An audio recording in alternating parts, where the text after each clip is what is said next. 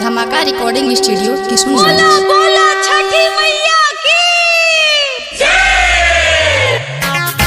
चाही छठी मैया बसे कहीं भला नावा कहीं भला नावा चाही छठी मैया बसे कहीं भला नावा। म्यूजिक बाय राजेश बाबू एंड रिकॉर्डिंग स्टूडियो बेगूसराय।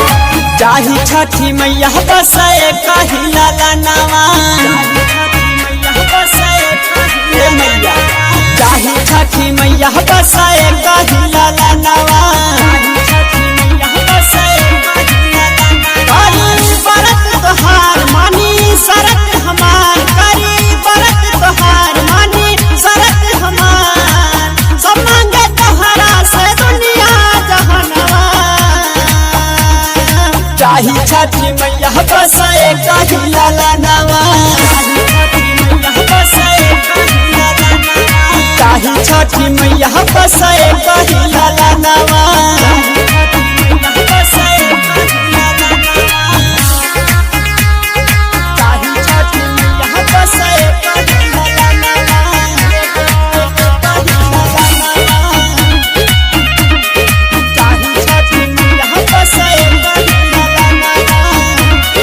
हर साल रउरे हम घाटे आइब हो बबुआ के साथ दौरा माथे लाइब हो बबुआ के साथ दौरा माथे लाइब हो। हर साल रउरे हम घाटे आइब हो बबुआ के साथ दौरा माथे लाइब हो।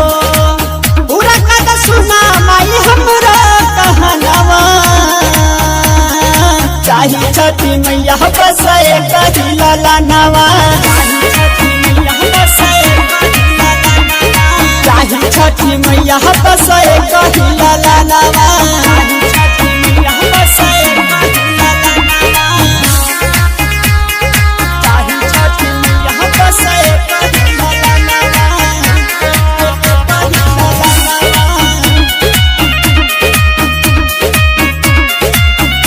Recording studio Begusarai. अचरा पसारे ले पछनिया हो माई का बसैबू हमर दुनिया हो माई का बसैबू हमर सुनतारो। अचरा पसारे ले पछनिया हो माई का बसैबू हमर दुनिया हो। घाट श्याम प्रेमी से गवाई भजनवा चाही छठी मैया बसे कहीं भला नावा चाही छठी मैया बसे कहीं भला नावा।